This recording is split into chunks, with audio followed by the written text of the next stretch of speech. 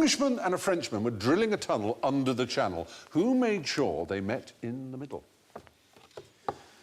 They all really dress. Right? The Frenchman is called Philippe Creuset, and the Englishman is called Graham Fagg. And they did meet in the middle. I mean, they were like just like 300-odd millimetres out. I mean, it was extraordinary how accurate it was. But what would they use to know exactly sonar, where I would imagine. Shouting? Sonar. Not shouting, no. Just...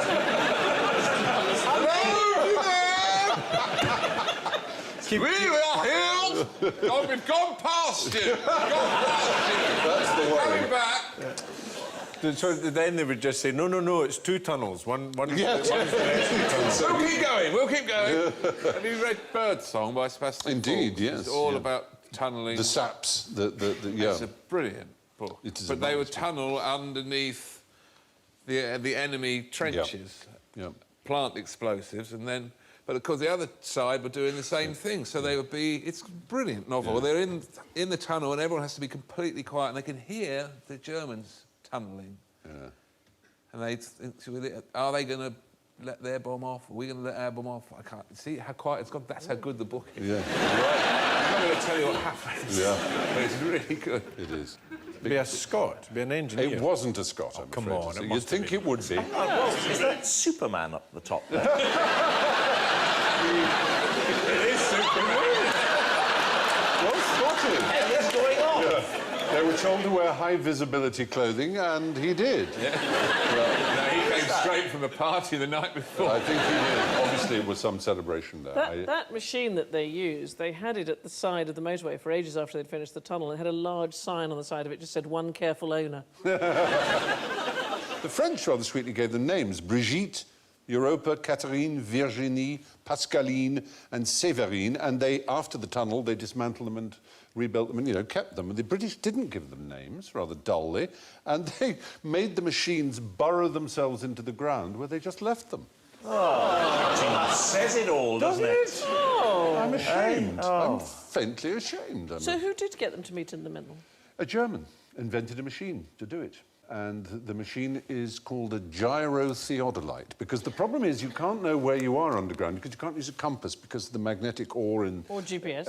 Or GPS, because you haven't got line of sight, obviously, with the... Turn left. Yeah. So it uses being a gyro theodolite. U-turn where possible. When possible. Yes. Please do a U-turn. You are under the sea. Yeah. But no, it was, what would a gyro theodolite use to find out where you are or where north is? So gyro means? Revolving. Revolving. It's the rotation of the Earth. Feels that. So it can work out where north is. Oh, why don't you just ask Superman? Yeah, you just ask Superman, who has a little place in the fact that North Superman's Pole. got a hard hat. Come on, you're the Man of Steel. Not too careful. Yeah. So it was a German invention. His name was Max Schuler. So they had one at each... What, the French had one of these machines and the British had one of these They machines? didn't meet halfway, however. Who had got furthest, the French or the English? Oh, the English, surely. No, we got furthest. It was the French, Yeah. because the English were wandering about disposing of the earth out the bottom of their trousers. Making sure nobody could see. So we just past the guy vaulting the horse, we'll be fine, come on. we got further. Yes, but not because the French were lazy and work-shy. Well, they were talking to their machines, weren't they? Or My because beautiful machine. they had geological difficulties their end. Oh, we supposedly. are experiencing geological difficulties at the moment, mon petit cher, but soon we'll all be good. No, they're giving their names. Let's see English do the work. Remind me, Stephen, of the German who made, what was it, a gyroscopic theodolite? Yes. Because I've got to say, a brilliant invention, but not a huge market. No, you're right. That's unfortunately true. There's just not enough tunnels being built there. They have sold two. Yeah. All going very well. Yes. We were hoping for sales of one, but they're selling two. There was a man called Colonel Barrog who could have used it in India when they were doing a tunnel for the railway there, and they missed, and he went home and shot himself. He was so ashamed. Did he hit? Yeah. Can you believe that they put a man on the moon? Who? Who, these guys? NASA. Oh, NASA. Yes, yeah, I think course. they've got You America. believe that? Yeah. I believe it. Yes, you believe it. Good, that's all. That's sort of all at the end of the question, really. But you probably know that quite a lot of people don't believe it. No. Yeah, but, well, I sort of believe one thing, Yeah. which is I kind of believe that they might have done some mocked-up fake photographs. Really, why? Because I was showing... Someone convinced me of it. Yeah. by talking about the angle of light and the shadows on the moon and all that. But then I did an advert with Patrick Moore, and I said, "So, Patrick, did they land on the moon?" And he looked so annoyed with me. Yeah. Actually, he explained to me how he had helped map the moon for NASA, and he'd spent years on the project, and the landing site was partly his idea. And if I ever spoke to him again, he was going to be sick in my eyes.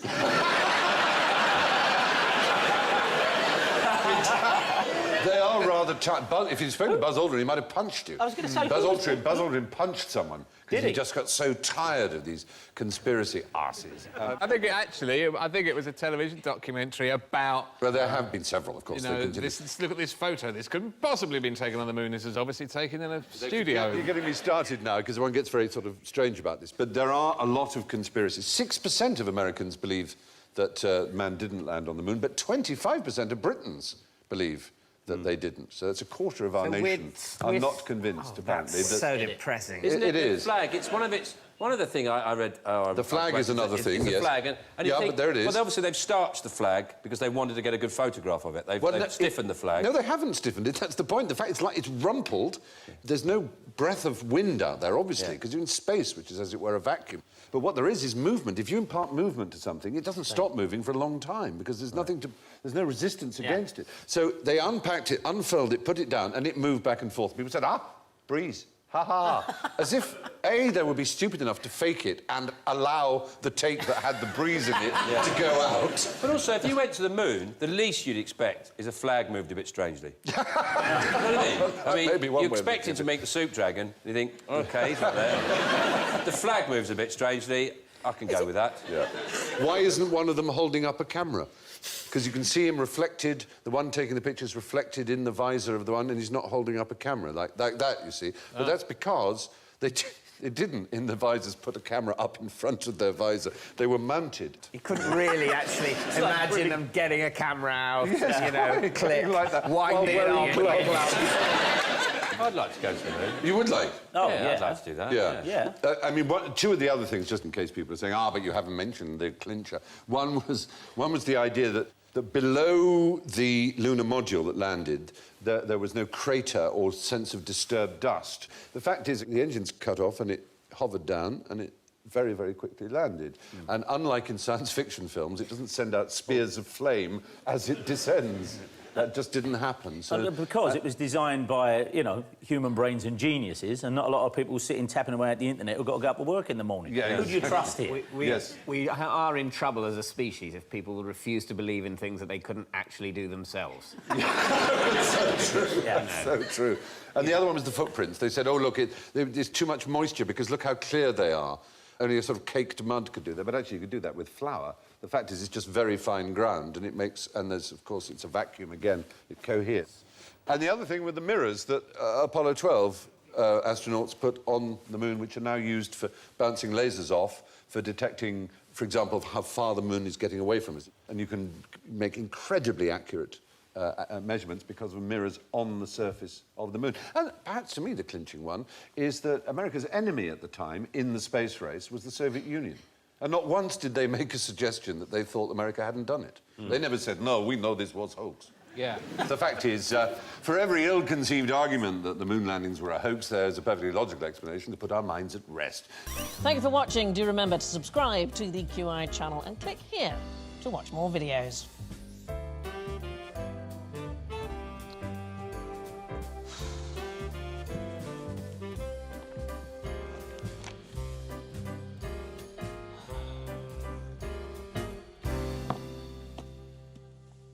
Please, come on, pick something.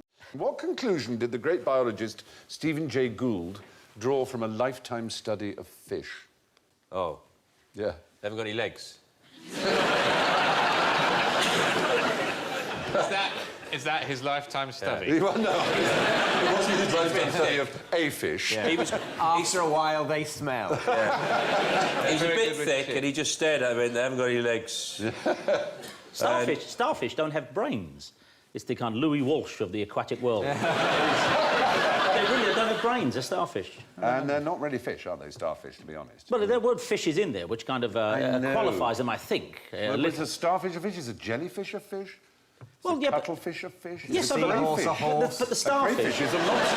There's a division, isn't there, in the world, whether it should be down to sort of experts in biology, whether things are fish, or whether it should be down to menus. Yes. Certainly, for example, a crayfish comes under fish in a menu. He looks like he's reading the sell-by date on that. He does. Stephen Jay Gould was very great. He's dead now. He's very great. He won a Nobel Prize. He was a paleontologist and an extraordinary biologist. And he came to a conclusion which is... They can feel no love. No, that there is no such thing as a fish. A fish has no biological meaning. There is just... Well, that's so... I'm absolutely right. Go with menus. On a menu it does. But in a menu, a fish is not the same as shellfish or seafood, is it? It often comes in the same bit and separate from pudding. Things that live in the sea. Fish and a pudding are different. Yeah. How can something not be something? Something can't be not something, can it? But if you've created a something, then something has to be that something, otherwise you haven't created a something. So it has to be a fish if there is the idea of a fish in the first place. I swear there's a philosophy somewhere. Slow down, Plato. There's some sort of ontological argument going there, and of course, to us, that we use the word fish. But biologically speaking, a salmon is more related to, say, a camel than it is to a hagfish. Like, there are lots of things that fly, like a bumblebee flies, a vulture flies, and there are flying lizards. They're not all birds. No. But we call things that swim in the sea fish, and actually, biologically, evolutionarily, they have absolutely nothing to do with each other at all. So, after a lifetime study of fish, biologist Stephen Jay Gould. The American War of Independence. Good guess. Yeah. English Civil War. The English Civil War is the correct answer. Because everybody killed in the English Civil War was British. Well, that's absolutely right. So they must be. Plus, it was an exceptionally bloody conflict very anyway. violent. And the population of the country was quite small. And all anybody knows about it is the hairstyles. All anybody says, oh, it's Roundheads and Cavaliers. And you think, yeah, that's it, really. One lot looks like the Grumbleweeds, the other lot like Lawrence Llewellyn Bowen, so it all kicks off. That man's got a wooden leg and riding side saddle. Apparently, 90% of Britons cannot name a single battle of the English Civil War. 80% do not know which English king was executed by Parliament. And 67% of schoolchildren have never heard of Oliver Cromwell. Good. As a royalist, do you think his name should be buried? No, he's a dreadful man. He was a truly horrible, one of the most horrible people ever to have walked the land. But you wouldn't know that if you didn't know about it. He did terrible damage being a Puritan. He wrecked all our beautiful churches because he ripped away all the iconography and graven images and replaced them with the giant thermometers that you can still see to this day. So how many British people died in the Civil War? 85,000 on the battlefield, another 100,000 dying of their wounds afterwards. People who really suffered were the Irish, of whom it's estimated half the population were decimated by the great Cromwell. And it's an example, a friend told me, who works at the Foreign Office, that dear Robin Cook, when the Labour Party came to power, and we're going to be all ethical, we're going to be all good, they took down some picture in the Foreign Office of a Nepalese prince because they thought it was all imperialist, which deeply offended the Nepalese government. And they put up this big portrait of Cromwell, you know, Republican, you know, sort of lefty figure. And the first meeting they had was with the Irish government. Took one look, and it was like showing Eichmann to the Israeli ambassador. In the 7 years between 1642 and 1649, in the period known as the English Civil War, a staggering 1 in 10 of the adult male population. Yes. Was it the Poles? Top man! Absolutely right. You're a good soul. Yep. There's a general feeling that we did all the work. But in fact, it was a Pole in 1932, as early as that, who first cracked how an Enigma machine worked. But in the late 1930s, the Germans changed the way they worked, so that I think there was something like 364 billion possible settings each day to the daily code Now, that's not something you could guess. But the first one to crack it in the beginning to see how it worked was a young Polish mathematician called Marian Rejewski. And if you ever go to Bletchley Park, and I do urge you to do so, there is a splendid statue to him. And have they got a good shop there? they have a very nice shop. They also have a museum of computing, which I know would excite you almost. Oh, indeed. Indeed, I can... Already moist. I mean, it is well established. The work on Enigma did do a great deal to hasten the end of the war. Eisenhower estimated that it shortened the war by 2 years, which is hundreds of thousands of lives. So it was an extraordinarily important thing that these boffins got together. But how do you think they were first brought together at Bletchley Park? What was the first move the government made to assemble the boffins? Singles club. It was almost that. It was a telegraph crossword competition. Especially fiendish telegraph crossword. And the winners were sent letters saying, you might be our kind of chap. But anyway, they then soon became aware that having people who knew that cart horse was an anagram of orchestra was not going to win them the war. They needed really great mathematical minds. It's when the world changed, isn't It's it? when the world changed. It'll be fascinating conundrums that the Nazis will set us. But, we'll have to find clues and follow them. No, you just need a supercomputer. But fortunately, there was a man ready for it. It just happened to be that history had thrown up a quite brilliant mathematician called Alan Turing, who was at Cambridge at the time. There he is. He's considered the father of computing, one of the truly great men of his time. And you may remember Gordon Brown making an impassioned but far too late apology on behalf of the British government for his terrible death. He was persecuted for his homosexuality and chemically castrated and then committed suicide by eating a poisoned apple. And there are many to this day who believe that Apple computers named their apple with the bite out of it in honour of Alan Turing, the father of computing. And I was in a position to ask one of the founders, Steve Jobs, and he said it isn't true, but God, we wish it were. It's just a coincidence, but they're very proud that people think it might be, because he was a simply extraordinary man. But the real fiendish thing was not Enigma, it was called Lorentz. And for Lorentz was used between German high command and Hitler himself, basically. And Lorentz was unbelievably difficult. And for that, Turing and his team built what really was the world's first computer. It was called Colossus. And it was way ahead of its time. It was quite extraordinary. It was all a complete sort of national secret until very recently, wasn't it? Or quite recently. Absolutely. There is Bletchley Park. And it is open to the public. I'm a big advocate for it, so I make no apology for banging its drum. It's a great place. It's an interesting choice that we took as a nation, though, you know, during the Second World War, which was an expensive experience for us and left us bankrupt. But out of it, we had basically invented the computer, and we decided to make it a secret. Yes. Rather than, in any sense, attempting to monetize it. Actually, we gave the secret of Colossus to the CIA. Oh, superb. Yeah. I know. That's an excellent move. It was. No one will be needing that. But there's a great memo, because there are a lot of people in the British government who thought, what are these people in faintly damp tweed with pipes and glasses doing, writing on bits of paper here? And there's quite a big budget. I mean, what are they doing? And Churchill had a look round, and the fellow explained to him what they were doing. And then there's a very famous memo in Churchill's hand that just says, give them what they want. It's fantastic, that, isn't it? What can I just ask, and you may not be able to answer this, but what was the nature of the Enigma code? Was it mathematical or was Yes. I mean, don't ask me to give you the precise details. I'm really no expert. But it was a purely physical, mechanical device, but it had so many different rotors that had so many different angles and positions that there were hundreds of billions of permutations.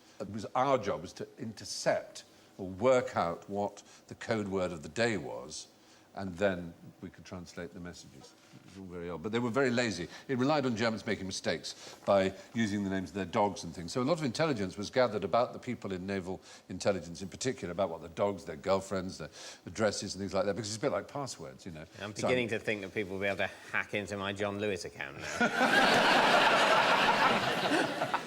Not named after your dog, ironic. surely. They invented a computer and finished the war early, but the cyber war being waged by China will be the death of all of us. Yeah, there is some... You know, the worry about it is, I mean, I was speaking to a man at Los Alamos, which is where they developed the nuclear bomb, and obviously the science now goes in other directions. They said they had something like 1 million attacks an hour on their sort of cyber front-end security. And I said, what, hackers? And they said, no, nations. Well, let's be honest, one nation. And I was interviewing him on camera, and I said, would it rhyme with biner? And he said it might well do. And I said, that's how many times they're battering on the doors of your security. Well, they said, must do, you know, they've got thousands of computers. Absolutely, they're just trying to work it out 24 hours a day. And presumably we're attempting in our own befuddled way to do the same. We've got a ZX80 on it 24. Except when Wimbledon's on.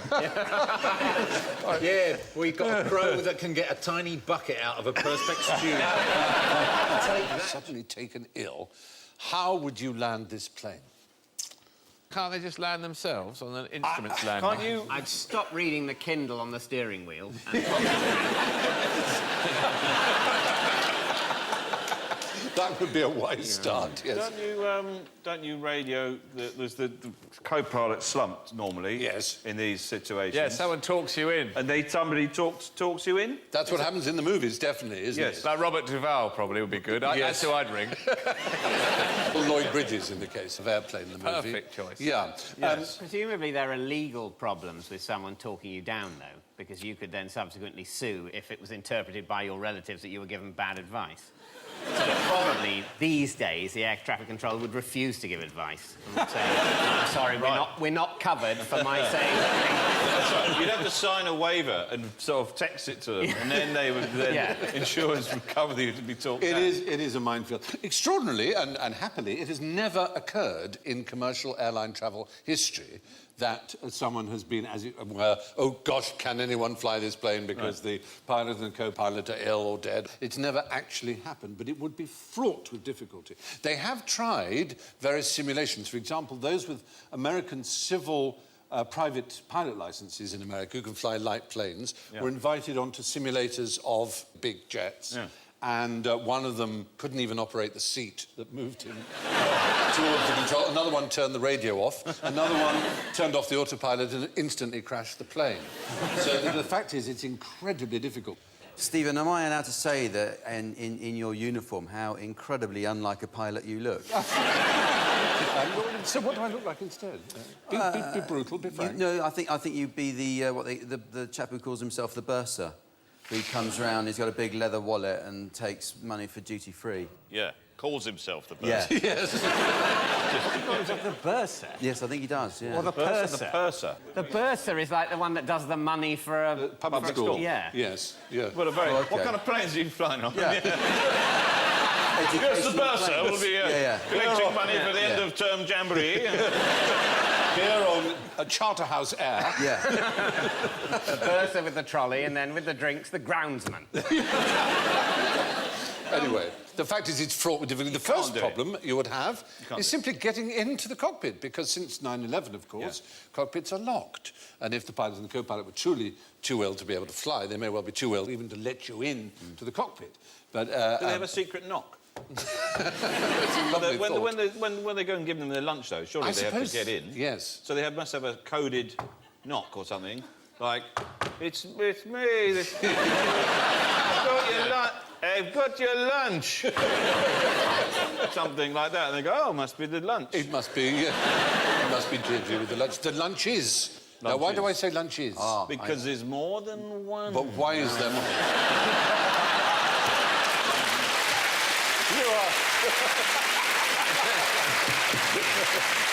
You are accruing points at a fantastic rate. God, I tell you what. Yes, there are more than one. But why would there be more than one lunch? Why would they have to eat different meals. Yes, the pilot and the co-pilot must eat different meals. Oh, in case one of them gets botulism. Exactly, so that if one is by accident poisoned or whatever. And in the case of extra long-haul flights, there are 3 pilots, not 2. So you can't get into the cockpit. It's very, very dangerous. Never been done. Yeah, so... and if it was on autopilot, you'd be able, obviously, to fly level and it would continue. But once you got into the landing situation, yes, the kind of film scenario would take over, whereby you would be told how to operate the flaps and at what speed. But there are so many variables in terms of glide path and vertical and horizontal axes and so on. This really is extraordinarily difficult. There is an auto-land system. There's no way of flying it remotely, then, from the ground? Like with just somebody with a Wii or something, you know. I don't know. Maybe one day. Someone comes in the room. What? Why? It's... It's a horrifying thought, but fortunately, as I say, it never has yet happened in major... Now, if I can be serious for a moment, more than 100 million people were killed in wars during the 20th century, and the total number of people ever killed by wars could be as many as 1 billion. Einstein described war as a cloak that covers acts of murder, and Antoine de Saint-Exupéry called it a disease like typhus. With all that in mind, here is my question to you. Why did Hitler have such a silly moustache? Thank God for that. I thought I was on the wrong show for a minute. Well, very serious. I'm sure you'd agree with my description of war there, wouldn't you, I would absolutely. This is a difficult show for me to be on because I'm a Quaker pacifist. So I'm not an ideal person. Were you born a Quaker? No, I wasn't. I was a Quaker by convincement, as they call it. Is that what it's called? Yeah. And because my family, the Fry family, were very early Quakers. Of course they were. Of course they were. It's a very admirable thing, and the pacifism is taken very seriously, isn't it? Yeah. Well, it's a lovely thing until Hitler comes along, and then it's not much use. Well, if we'd have done something about it before Hitler came along, then maybe it would Shaved his moustache And I off. think the reason he had that moustache is he was probably a fan of Oliver Hardy. Ah, well, it's certainly true that they were popular in the 20s and increasingly in the 30s. Well, Charlie Chaplin, of course, is best known. But supposedly Hitler changed from what was a relatively bushy moustache. You may have seen a famous photograph of him as a Gefreiter, a corporal in the First World War. There he is on the left. But there are a couple of stories. No one's quite sure which is true. There was a fellow who served with him, Alexander Moritz Fry, great-uncle Alexander. He was in the same regiment in the First World War as Hitler, and he said that Hitler trimmed it into the familiar toothbrush in order to fit into the gas mask properly. Oh. Fry's account is controversial, apparently. He went on to become a satirist and fantasy novelist, starting a family tradition. So here's the point about Hitler. He's judged very harshly by history, but he did kill Hitler.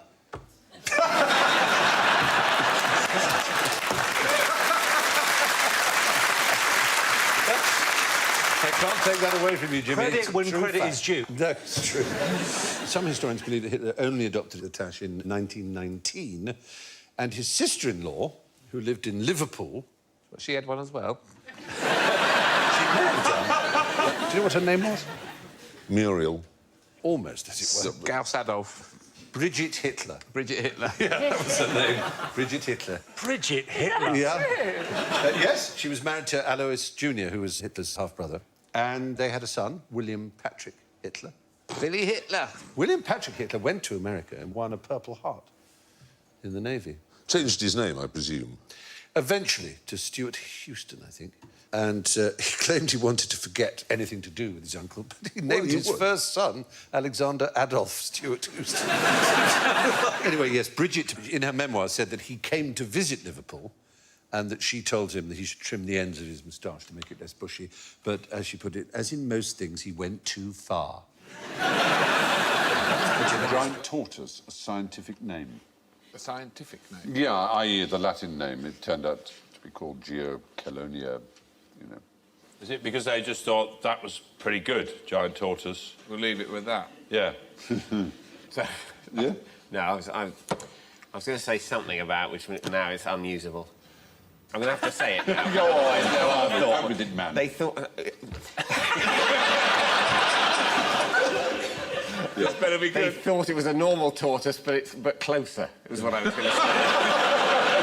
You see what I mean? But I couldn't get that concept. It's like, would it be actually further away? And a normal one further away would be actually a minute one. Would they mistake a quite far away normal one for a miniaturised one that's a bit ordinary? Yeah, but the thing that you're saying is that the tortoise could be... No, it's just... It's a further away. If they said... I like it. Oh, go that way. Yeah. If there was like a tortoise over there that was giant, but I for some reason thought it was just there, then I wouldn't think it was giant. I'd think it was just, oh, there's just one there. But it was just a normal tortoise there, nothing about that. Oh my God, it's over there and it's back! It would have to be on a huge beach with no other points of reference. Well, yes, exactly. Yeah. Are they... That's not the reason. Are they, are they particularly litigious? Now, if you give me a name, I will sue you. No, it wasn't that. It's a nice thought again. No, they had another property which was most unfortunate for them to have. What the tortoises did? They were edible. They were so edible. Anyone, I mean... Anyone who saw one couldn't stop to think of a name for it. They just had to eat it straight away. Really one of those... Yeah. I don't know what they're called. There's no... Do you know... Just get one. They're really very good. There's no Latin name for the pistachio nut. Exactly the same way. No one can be bothered. Just shut up with your Latin. Eat them. They're brilliant. That's what happened. No Latin name for Maltesers. None of them made it.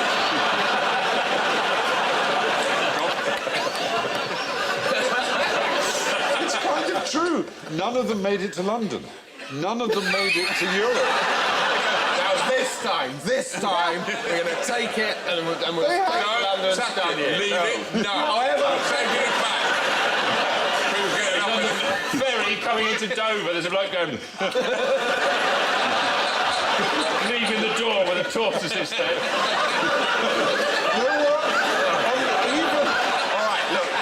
Between 9 of them, we'll eat 8. Absolutely. And everyone's looking at it and going, come on. The seas become... The days on end, the seas become, there's one tortoise left. Yeah. Come on, sir. Come on, we'll go back. Let's just go back and get some more. Imagine the moment after they've eaten that last quarter. They're sitting there thinking, we are twats. Even on... I'm too full. Even Darwin, on Darwin's last book. There were dozens. He collected every species in the world and he ate that one. They had them all. They did. I've done all those. Done all the butterflies. Done all the beetles. I'm eating that. The only descriptions of them are comparing them to chicken, beef, mutton and butter and saying they're how much better they are than all of those things. No one who'd ever eaten tortoise had ever eaten anything better. Why are they not farmed? And the liver and the bone marrow, every part of it was unbelievably delicious. Whereabouts are they from? Well, from the tropics, mostly. Are there flights over there? They are now protected. All 12 species. They're that delicious, they can't be. Well, they just say, yeah, we've protected them, they're all in there, no need to look.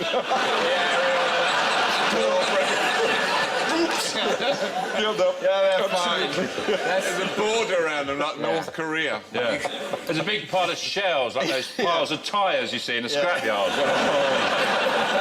But there were some that survived, however, and let me tell you about a very extraordinary that one. bloke there, he's just befriending that one. Yeah, come over here, my pretty. I'm trying to think of a name for you. But they are amazing animals, apart from how delicious they are. Adwaita died in 2006, and he was Clive of India's pet. There he is. Oh, they're 200 years old or something. 255. He was born before Mozart, before the French Revolution, and his death was announced on CNN. I mean, that's a heck of a life, And you can list his achievements on the back of a stamp. Well, why would he need to Well, his principal achievement is it wasn't... He lived 255 years. People think probably the oldest living creature because they don't live so long out of captivity like most animals, and he was, you know, well cared for. But that is a pretty astonishing It is quite... So it lived 255 years and is massive. I mean, I've achieved 50% of that. That's great. There are 12 species of them, all of them endangered. Well, They one... all taste nice? Well, I don't know, but it's very sad that they... so many other species were, you know, basically wiped out just because they were so lovely. Not only that, they were also used as water stores. It sounds a weird thing, but they have a special kind of internal bladder that stores water so perfectly that it's drinkable. When you slit them open to cook them, you also get, you know, like a gallon of fresh water. Wow. So they would stack them up on boats, tons of them. They'd be stacked up, one on the other, and they couldn't move. And they didn't need to be fed for months, so that they actually contributed a lot to whaling and other things because they were used as a foodstuff and a water supply that was just kind of permanent. So you've got the water as well, and imagine if you smash the shell open, there's like a little toy in there, like a Kinder Egg. Like a little game, you've got to get the balls in the holes. So how do they exist in the wild anyway, if they're so delicious and slow-moving and massive and useful? They didn't have any natural predators until man discovered them, basically. Right. So they were evolutionarily complacent. They were exactly like a lot of island species. They're a lot like that. And it's only man who crosses islands in the way we do All those who does it. ridiculous flightless birds on New Zealand. Yeah. Essentially, they got lazy. Yeah. They got lazy. What's the point in flying? Now, some of them go, we'll need it one day. I bet we'll need it one day. Nah. You're too anal, you are. Just walk around, it's easier. Yeah. Anyway, despite being discovered in 1535, giant tortoises weren't properly catalogued by science until the early 19th century because they were so delicious that no What is science... it about software engineers that drives people to violence? I don't like software which anticipates needs I don't have. The sort of spell checker thing which corrects your spell which you didn't want to spell. I've got RSI now from correcting the corrections on my phone. If I want to type the C word, and I do sometimes, it comes up with Cynthia, and that's my mother-in-law's name. And she's lovely. It seems so unfair. Let's hope it doesn't work the other way round.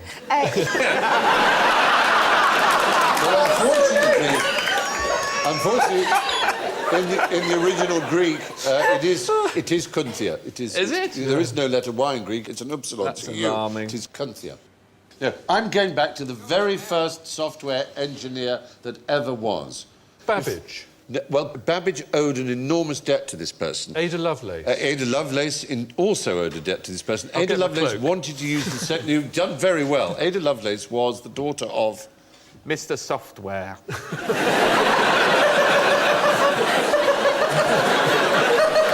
So disappointing. Because, you know, you have a Mr. Baker, don't you? Yes, you do. And a Mr. Butcher. Old Mr. Jeremiah Cooper. Software. But it's so much more interesting that she happened to be the daughter of Lord Byron, and she was one of the great mathematicians of her age. And she was a woman we should celebrate. And she was a colleague, as you say, of Charles Babbage. And they had got their difference engine, and they wanted to steal the idea of a Frenchman who'd come up with the idea. It's a software idea. It was for automating something. As a little boy, he used to sit on a particular type of machine and watch it working and thinking, I could make this better. And he invented a punch card system for it. And he has, its name is... It's not those pianos that No, play no, themselves. pianolas use the same system, but this is before that. It's much more useful because it made something everybody in the world wanted to buy, which is clothes and textiles. Oh, is it for, like, a pattern on A loom. cloth? A loom. Right. It's a loom, and it's a particular kind of loom. Jacquard is the name. Joseph Marie Jacquard. And he was an extraordinary man, born in 1752. And these looms were used right up until our lifetimes. There you are. Look at that. That's what he invented. Now, you look at those punch cards, you think, now, what can that do? Babbage correctly saw this couldn't just make a loom and a tapestry and a picture, but it could also possibly do calculations and other such things that mathematicians were interested in. And so we have a portrait of Jacquard himself, which is done in woven silk using a Jacquard loom. That is done by punched cards. Isn't that astonishing? The depth, the tone, look at the knees there, the way the cloth is. I mean, Looks almost like a photograph. It almost looks like a photograph. You think That you'd be is- happier, wouldn't you? well, that's true. Smiling in photographs is a very recent thing. Oh, It was really? never considered normal. It was considered weird to smile. But the question was, why did he drive people to violence? Ah, because he... Was it like Luddites? Did they come and smash his machinery? They did, because it took so much work These away are from the it. shoe throwers, the saboteurs. And what's the French for a wooden shoe? A sabot. A sabot is a clog, and they would throw their clogs into the looms to break them up. And a sabot was known as sabotage, and that's where we get our word sabotage. They would sabotage his machines. And actually, Luddites in Britain were nothing like as violent as the saboteurs of France in Lyon and places like Different that. footwear, I suppose. Different footwear. You do more with a clog, can't you, than a conventional shoe? We had an outbreak of it in my parish. Did you? Yeah, I'm afraid so. It's a shoe area, so when the automation of the shoe trade came in, there was a bit of smashing up of machines. That's a nightmare, though, because if the people are destroying the machines with shoes, if the machine's still going, they're just making ammunition. For their own destruction. I don't think they use shoes. That's so true. Yeah. That's Just irony. as they come out, chuck them back at the machine. You don't have to use shoes to make a machine break. It just the French wore wooden clogs and those sabots. But it is fascinating, isn't it, to think... Where would we be without trees? Well, so true. Let's try a parlour game to get us started. One Victorian parlour game was called Taboo. You were asked a question and had to answer without using a taboo letter of the alphabet. Our taboo letter tonight is obviously N, so please answer the following questions without using the letter N. Matt, name a tasty yellow fruit grown mostly in the Caribbean and Central America. In the Philippines, its name has been corrupted to bayabas. Is it, a ba'a? I'm trying to think what's nice and yellow. Crisps. I'm going for crisps. It's a tasty yellow fruit. Yeah. So, no, the answer is guava. Oh. Is the answer we were Oh, there is an looking for. answer. There is an answer. I've been playing this game wrong for years. It isn't banana at all. The answer is guava, is the fruit that we were looking for. In the Philippines, it has been corrupted to bayabas. Do you know what the Filipinos call bananas? No. They call them bananas. I could have got you with that one, had you fallen for it. Susan, what do you call a woman who looked after Victorian children whose mothers were social equals but couldn't be asked to do the job themselves? Well, I would call them the help. Which is nice, but not the correct term. Well, then I would call them... You've got such a gaze, Sandy. It's like the Eye of Sauron. Sorry, but Sauron's got an N in it. Oh, I would have said the nanny or a governess. Yes. Yes. I was essentially cajoled into that. You were. So, not nanny, obviously, because how many N's have we got there, Susan? At least two. At least two. Also, not socially equal, the nanny. It's au pair. Oh, no, I almost... Au pair, been around... So annoying, isn't it? Start with your own. Oh, it was on the tip of my tongue there. It's been around since the 1840s, the word au pair. Well, it literally means social equal, au pair. Does it? Yeah. Have you met our social equal? She's really, really fit. He's only run off with the social equal.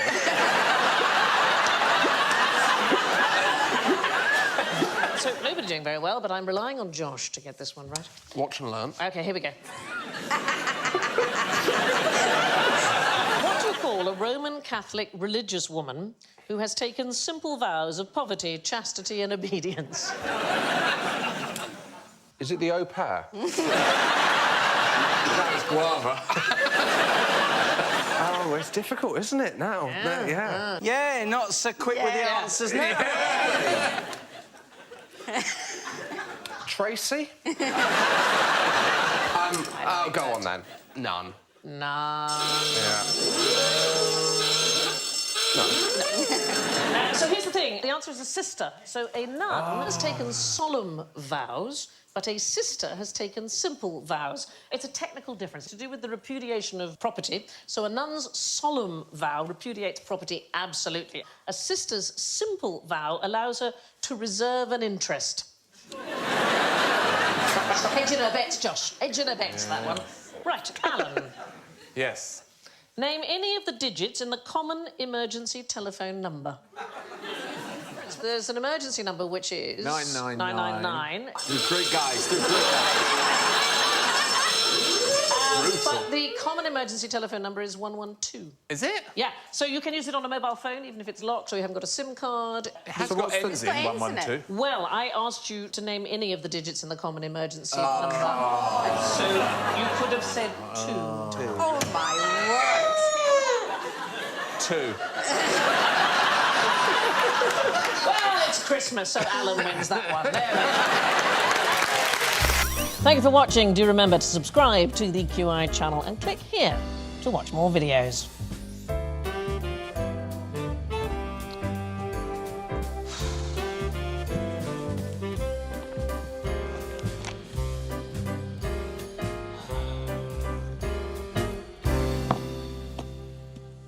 Well, please, come on, pick something. There are lots of words called orphaned negatives. So these are words that have the opposites, but nobody uses them. They're now obsolete. So what would be the opposite of ineffable? Effable. Effable, but nobody ever uses this as a perfectly good word, isn't it? I've heard people say that. Effable, it's not effable? Oh, he's got nice trousers on today. He's totally effable.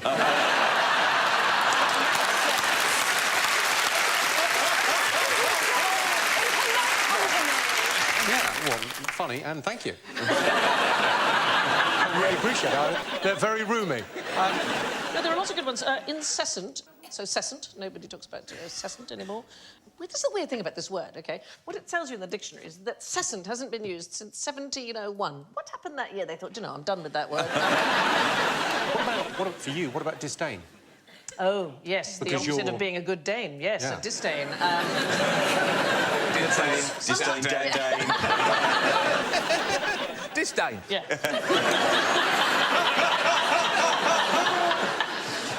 Innocent? Anybody? Yesn't. Innocent. Innocent. So innocent, yeah, innocent was a criminal. Innocent. Until about the 17th century, so nocentum, Latin meaning to harm. Is nonchalant? So chalant. Chalant. Yes. I'm going to refer to you as chalant. I like that. I think that sounds rather good. What chalant? Yeah, chalant and effable. Stop it, you. To be fair, Jimmy, I had to have it pointed out to me.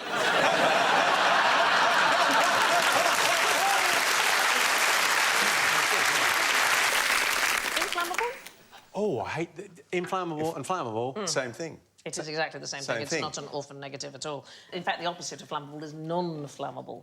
Explosive. I beg your pardon? Just reading. Oh, explosive. It used to be inflammable because it comes from the Latin inflammare, but they adopted flammable deliberately in the 20th century because, honestly, inflammable seemed ambiguous, so that is one of the reasons why we now say flammable and then non-flammable. Right. Anybody know what a contronym is? Oh, so it's like, so got synonym? Yeah. Antonym. Antonyms, yes. So it's a word that is also its own opposite. So screen, which means to show, like screen a film, and screen also means to hide. Another example, bound, so fastened to the spot and also heading somewhere. Oh, that's good. They're good, aren't they, constants? They're really, Nice. see, you like this? Fast, so moving quickly, and stuck and unable to move. It's the... And also, I always thought with fast food, the fast is not to eat, and then also to eat loads really cheaply. Yeah, there you go. I think we may need marijuana for this. Yeah. It seems to me like this should be a conversation that happens at, like, yeah, man, fast. Yeah.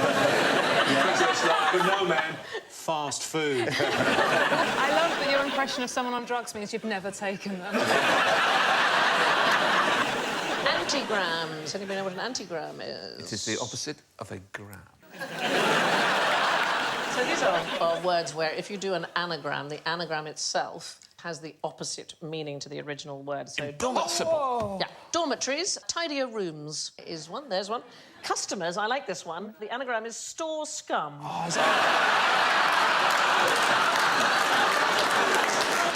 There's a few people out there working retail. Here's another one, an antigram. A volunteer fireman. I never run to a flame. And 45 is an anagram of over 50. It's just a woman lying, basically.